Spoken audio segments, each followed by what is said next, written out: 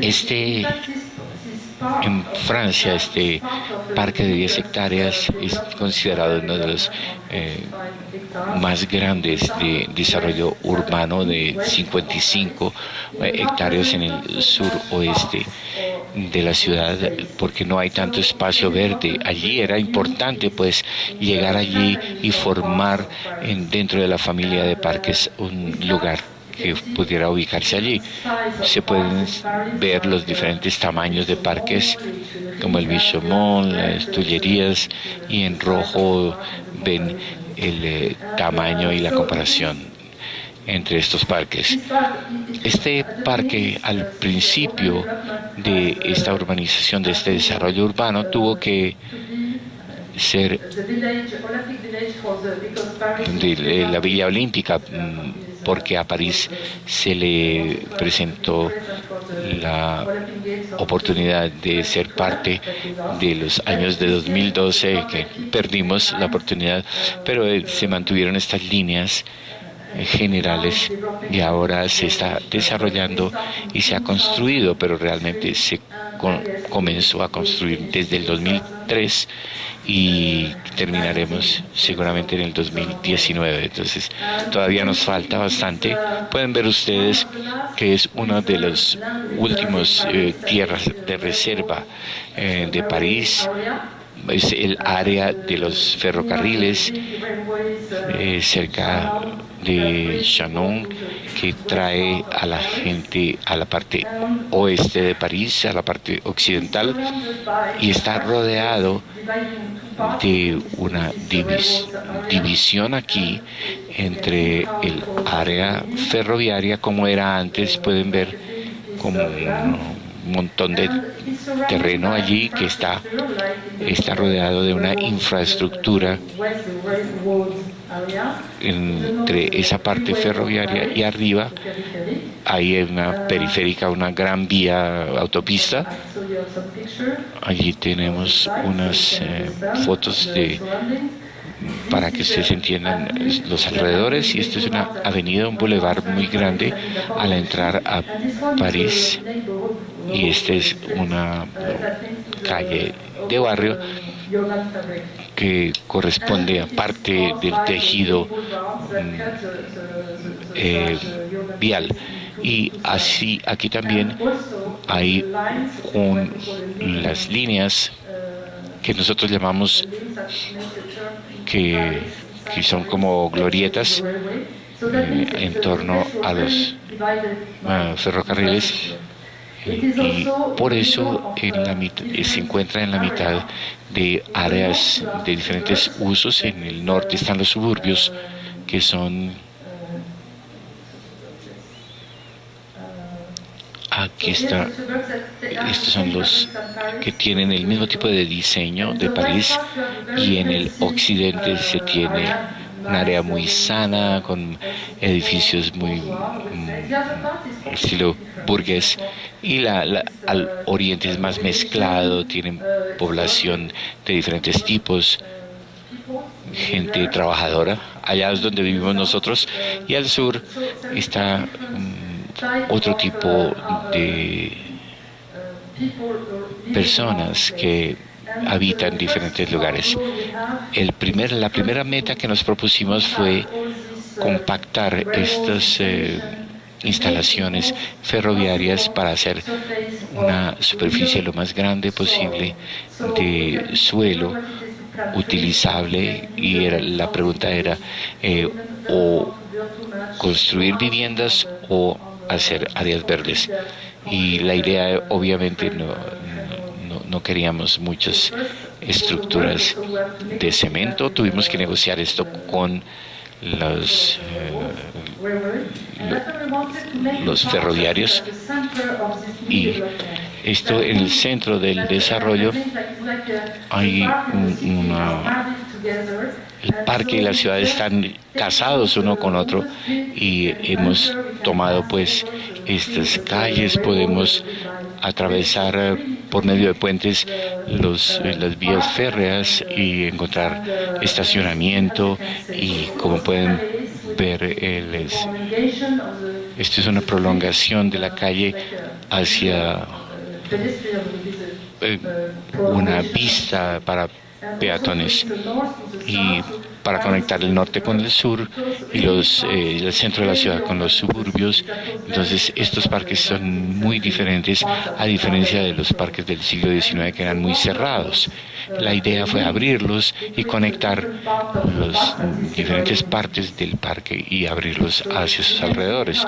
Aquí podemos ver cómo aquí hay un modelo de los nuevos desarrollos de vivienda con un parque en la mitad. Hay una diagonal desde la plaza que les mostraba al principio a los suburbios. Es otra forma de conectar diferentes partes de la ciudad con una línea.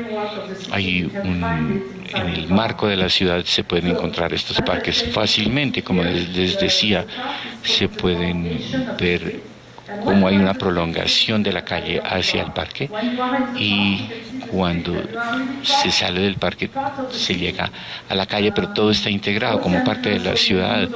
Y también se utiliza pavimentos que utilizamos sobre las viejas vías férreas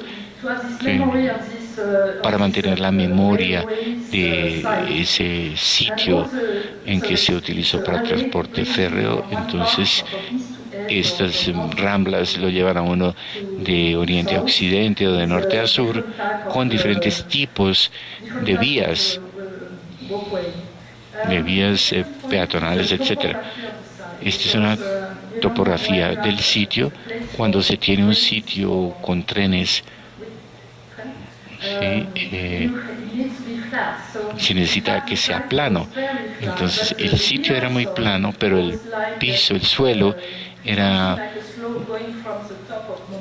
había una inclinación que iba de la montaña al río. Entonces, del principio al fin del parque lo hicimos plano, le creamos una nueva topografía y hacer que se conectaran los dos desarrollos urbanos por medio de un área plana. Aquí esta sección muestra cómo, y en verde vemos el suelo realmente, y cómo la gente atraviesa el área caminando. Hicimos rampas, hicimos superficies suavizadas para diferenciar las alturas. Utilizamos nuevos edificios que iban por encima de las ferrovías, con restaurantes, como por ejemplo en Belvedere también se tiene una vista de la ciudad, una bonita perspectiva, y también de una parte a otra del parque. Entonces la topografía la volvimos más paisajista y con diferentes sitios a diferentes alturas, pero nos permitió organizar espacios privados, digamos así, íntimos, y también otros para actividades comunitarias y diferentes alturas para ver que no se ven desde el primer nivel. También se tiene Belvedere y se puede contemplar. Pues si se tiene un parque en París, se diferencia de cualquier otro de sitios. Entonces nos inspira a estudiar o relacionarnos con la historia y darnos una identidad, darle una identidad al lugar, que es importante tener en cuenta, recordar y compartir con la gente. Así pues podemos ver la ciudad desde diferentes puntos altos. Este todavía es más alto que el mirador de Belvedere, y vemos cómo se desempeñan las diferentes actividades. El segundo punto, que también fue importante para nosotros, es el desarrollo de las calles relacionadas con las estaciones. porque era importante anotar la naturaleza. Mucha gente no puede salir porque queda lejos, etcétera. En ciertas ocasiones hay gente que no puede ir al campo, hay gente que tiene sus casas de campo, pero no todo el mundo. Entonces era importante crear cómo hacer a la gente parte de contemplar la naturaleza, el mundo en vivo.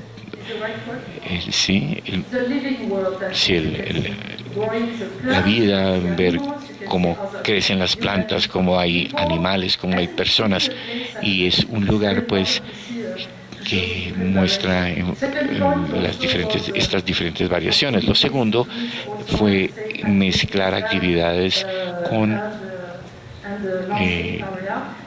el área paisajística como tal, y cómo utilizar el agua como para uso técnico, para uso de recreativo, para aprovechar el agua de lluvia y también incluir la biodiversidad como una parte del paisaje. El tercer punto es la actividad como tal, que son mixtas, como juegos para niños. Hay un área allí con todo esto en medio de un paisaje muy bonito. Se tienen canchas de básquet para los que quieren jugar allí, también unos áreas como de microfútbol y también un área de patinaje para patines y tablas. Hay muchos adolescentes que quieren jugar. Hicimos también una cancha de bolos en el parque para también ofrecer un sitio agradable para jugar este tipo de juegos sobre ruedas. Es muy interesante porque hay una parte que puede actuar gente y gente que puede ser como espectador. Los nexos entre las diferentes generaciones pueden caminar, pueden encontrarse, acompañarse. Hay sitios para trotar, jardines para contemplar, con asociaciones escolares que pueden incluso trabajar en proyectos de los jardines, y también pastos, áreas de prados muy grandes para descansar, para encontrarse con el ser amado, en fin, donde se puede compartir una gran cantidad de actividades. Y las estaciones pues de primavera, verano, otoño e invierno también se puede disfrutar de contemplar cómo cambia la naturaleza de una estación a otra. Y yo incluí todas estas estaciones en un arreglo progresivo que pasa de la primavera al verano, al otoño y al verano, y como en Japón, donde hay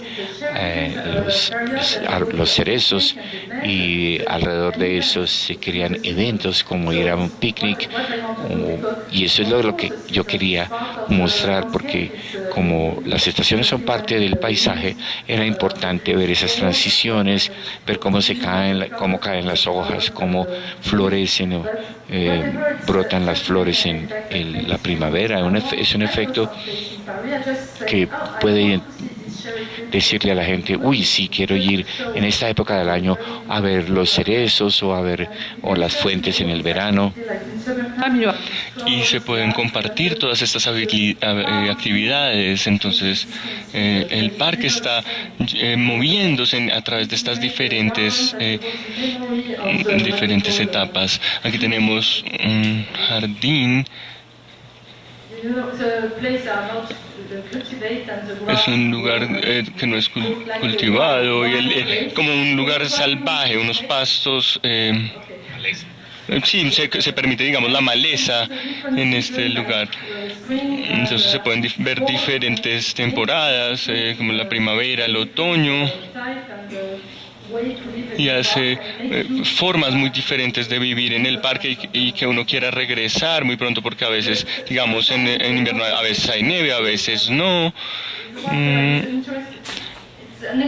Es un ejemplo de cómo podemos atrapar el agua de los edificios, no de las viviendas, pero sí de las construcciones en el parque y llevar este agua a través de una zanja a un tanque principal donde mantenemos esta agua y se puede utilizar luego para irrigación. Entonces hay un sistema para utilizar el agua, llevar el agua a un tanque y utilizarla de nuevo en verano. También hay sistemas para llevar el agua a la zanja y se utiliza una vegetación especial que puede ayudar a llevar más agua que necesitamos y es parte del sistema. Digamos, ustedes ven acá toda esta vegetación muy salvaje, por decirlo así, que produce una sensación muy especial, una sensación con respecto a la naturaleza. Y aquí alrededor de este ferrocarril que cruza el parque, es interesante porque utilizamos no aguas negras, pero no agua muy buena que venía del río. Y la primera parte es donde se le quita, primer punto se le quita la tierra, en el segundo punto hay plantas que filtran el agua para hacerla más limpia y luego el otro punto es que se oxigena a través de una cascada y se convierte en agua muy limpia. La utilizamos a veces para hacer piscinas ecológicas, para mirar. Entonces hacen un paisaje muy bonito y acá podemos ver partes diferentes del parque. Y la gente no trae los aves, pero ellas vienen por su cuenta. Vemos garzas y otras aves que vienen a este lugar. También tenemos estas pequeñas fuentes, estos chorros de agua, que es un área de juegos para los niños en el verano y atrae a muchas personas alrededor. Y esa es la segunda parte que hemos hecho y tenemos esta diagonal que va hacia el norte. Entonces el parque será realizado en 3 etapas. Lo que hemos visto es la primera etapa. Fue construida en 2007 y cuando terminemos la segunda en 2018 estaríamos terminando la tercera, ya cuando todas las construcciones van a estar hechas. Pueden ver aquí la vista de antes y ahora la vista actual. El sitio como se ve en este momento y como tiene construcciones nuevas alrededor. Hay una competencia entre arquitectos, hay talleres al respecto. Entonces es muy interesante en cuanto al desarrollo urbano que el parque es la primera parte de este desarrollo y que lleva a la gente a utilizar de diferentes maneras este lugar y a ser parte del sitio y del desarrollo. Y usualmente la arquitectura paisajista llega después de la construcción. Uno llega y hace lo que se puede. En este caso fue diferente. Entonces fue hecho a través de un taller reuniendo arquitectos, desarrolladores, ciudadanos, personal técnico, políticos, arquitectos paisajistas, urbanistas, planificadores urbanos del sitio. Y entonces éramos como 50 personas trabajando juntas, lo que quiere decir que, digamos, cuando los arquitectos trabajan juntos pueden ver lo que está pasando cerca. No es que se haga como un edificio y después otro edificio. Yo hago el mejor edificio, el mejor de todos, pero es algo que la gente... Es como cuando eres amable y miras a la otra persona y dices, acá hay una abertura una abertura y yo podría utilizar esto. Y pueden ver en las fotos que el parque pasa por los edificios, en los patios, en los balcones, en los techos. Era parte del proceso y de la concepción de los mismos edificios. Y era muy interesante, fue muy interesante participar en esto. Acá vemos algunas maquetas. Y cada cierto tiempo venían los arquitectos a mostrar su trabajo y estamos viendo un pedazo de ciudad que realmente está construido en conjunto y no como una adición de construcciones. Acá tenemos un tribunal en París, tenemos una línea muy recta de la diagonal que sale del parque y que está en una posición muy dinámica que utiliza el marco del parque para resaltar el edificio, para concebirlo. Se pueden ver que se están construyendo algunos edificios alrededor del parque, nuevos edificios. Bueno, muchas gracias.